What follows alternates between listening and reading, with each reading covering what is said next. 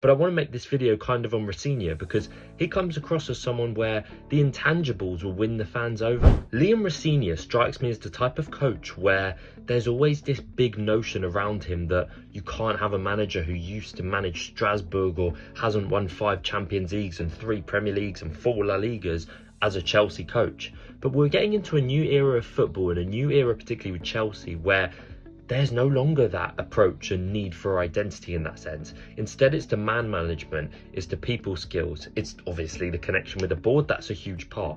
But we're going far more towards a team like Chelsea wanting to take the Brighton model, which for me personally, I wouldn't agree with. But I want to make this video kind of on Rosenior because he comes across as someone where the intangibles will win the fans over. There's been a lot of talk about him, his lack of pedigree for a Chelsea coach, but I actually think what we'll see with Rosenior very, very quickly is a very tactically adept, a very good communicating coach. Almost you could compare at times to Mikel Arteta at Arsenal in the early stages, where he's such a good communicator that he instills belief in his supporters. And I think that's a really important point. And I think a 5-1 win in your first game, you can't say fairer than that. It's a really important start that he started that first game off well and just instilled that belief in the fans.